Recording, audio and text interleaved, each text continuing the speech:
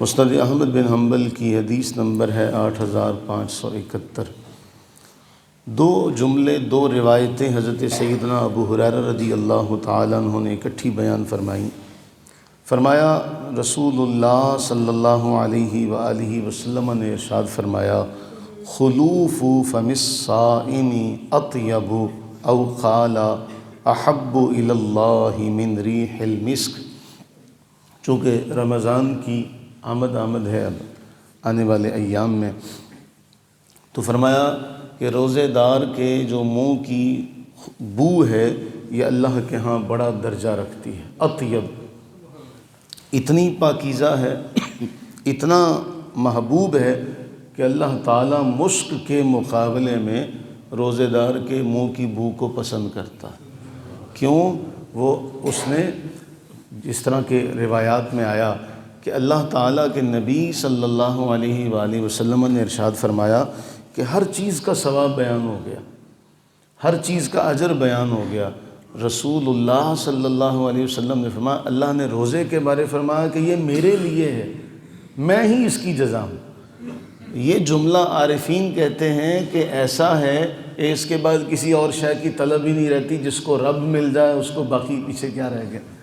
وہ حکایت کئی بار سنی گئی۔ آپ جانتے ہیں کہ محمود غزنوی کی طرف ایک واقعہ منسوب ہے کہ اس نے دربار میں یہ اعلان کیا کہ جو جس چیز پر ہاتھ رکھ دے وہ اس کا مالک۔ ہیرے جواہرات کے ڈھیر لگے تھے، کسی نے ایک پر ہاتھ رکھا، کسی نے دوسرے پر ہاتھ رکھا، تو بادشاہ کے ساتھ اس کی کنیزہ بھی کھڑی تھی۔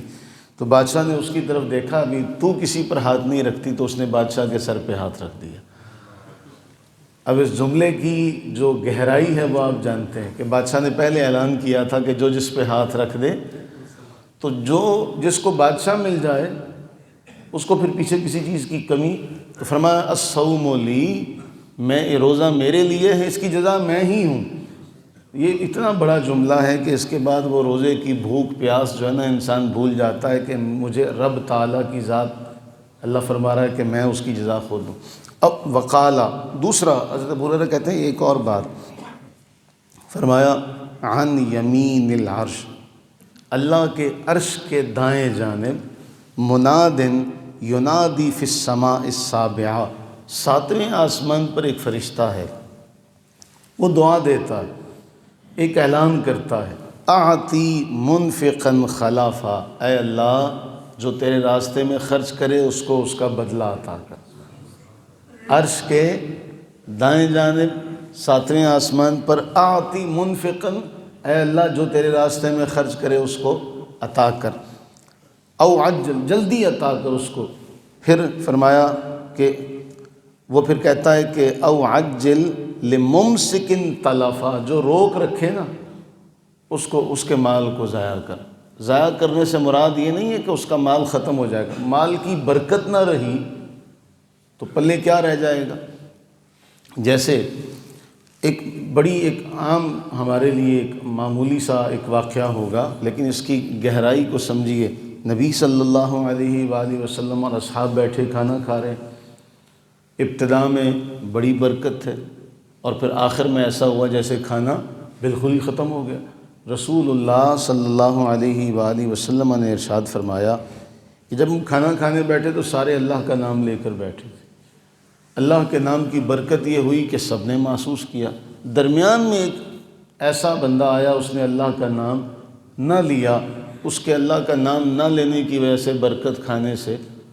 اب آپ ایک معاملہ دیکھیں، صرف کھانا کھانے کا معاملہ ایسا ہے کہ اگر اس سے پہلے کوئی اللہ کا نام نہیں لیتا، باقیوں نے لیا بھی ہے، ایک بندہ ایسا آ گیا کہ اس نے کھانا کھانے میں اللہ کا نام نہیں لیا تو اس سے برکت اٹھ گئی۔ باقی جو دنیا کے معاملات ہوں گے اگر ان میں اللہ کا نام نہ لیا جائے گا تو ان میں برکت کا کیا معاملہ رہے گا۔ پھر ہماری جو زندگی کے باقی معاملات ہیں ان میں جو معاملہ ہوگا کہ صرف آپ دیکھیں کہ ہمیں یہ بتایا گیا، ایک مثال دی گئی کہ دیکھو کھانا کھانے کا معاملہ ہے، باقی سب نے اللہ کا نام لیا، ایک نے نہیں لیا، اس کا نقصان یہ ہوا کہ سب کے ساتھ ایسا معاملہ صرف کھانے کا۔ ہم اپنی زندگی کے باقی معاملات دیکھیں تو وہ کہاں ہیں۔ تو یہ جملہ پھر قرآن اس کے بارے جو جملہ ارشاد فرماتا ہے مثل الذین ينفقون اموالهم فی سبیل اللہ کمثل حبہ، کیسی حسین مثال دی اللہ کے راستے میں خرچ کرنے والے جو اپنے مالوں کو خرچ کرتے ہیں، ایک دانے کی مثال ہے، انبتت 7 سنابل فی کل سنبلۃ 100 حبہ، ایک دانہ زمین میں بویا، وہ دانہ جب نکلا تو اس دانے سے 7 بالیاں نکلیں، ہر بالی میں 100 دانہ۔ محدثین کہتے ہیں اللہ تعالیٰ نے یہ مثال یوں ہی بیان نہیں فرمائی، اگر ہم اپنے معاملات درست کر لیں تو واقعتاً ایسا ہوگا کہ گندم کی ہر جو اگنے والا پودا اس میں سے 7 بالیاں نکلیں گی، 700 دانہ نکلے گا۔ ایسا نہیں ہو سکتا، لیکن ہمارے ہاں آج یہ ایک دانہ بو کر 700 دانہ نہیں مل رہا، تو پھر ہم دیکھیں کہ ہمارے معاملات درست نہیں ہیں۔ بہرحال عارفین کہتے ہیں اگر مال جو مادی شے ہے، اگر مادی شے خرچ کرنے پر بھی اللہ اتنا ثواب عطا فرماتا ہے، تو جو اپنی جان کو اس بارے میں لگائے گا، جو اپنا وقت اس میں لگائے گا، اللہ تعالیٰ اسے محروم رکھے گا۔ اگر مادی شے کوئی خرچ کرے تو اسے اللہ تعالیٰ فرما رہا ہے ایک دانہ بدلے میں 700 دانہ، پھر اس کے بعد میں اللہ جس کے لیے چاہے گا اس سے بھی کئی گنا بڑھا دے، یضاعف۔ وہاں علماء کہتے ہیں یہ 2 گنا 4 گنا نہیں، یہ 8 گنا بڑھانے والی بات ہے کہ وہ جو مال خرچ کرے مادی شے، تو جو اپنا وقت خرچ کرے گا، اپنی محنت خرچ کرے گا، اپنے آپ کو اس بارے میں صرف کرے گا تو وہ ضائع ہو جائے گا۔ اللہ تعالیٰ فرماتا ہے کہ میں نیکوکاروں کا اجر ضائع نہیں کرتا۔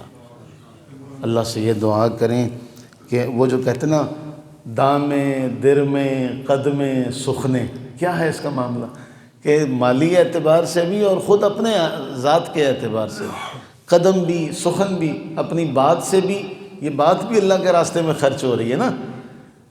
ہم سمجھتے صرف مال اللہ کے راستے میں خرچ ہوتا ہے، وقت بھی اللہ کے راستے میں خرچ ہوتا ہے، یہ زبان بھی اللہ کے راستے میں خرچ ہوتی ہے، آنکھیں بھی، کان بھی، ہر شے۔ اللہ سے دعا کریں کہ باری تعالیٰ ہمیں سر سے لے کر پاؤں تک ہمیں ہر معاملے میں اللہ تعالیٰ اپنے راستے میں خرچ کرنے کی توفیق عطا فرمائے۔ آمین ثم آمین۔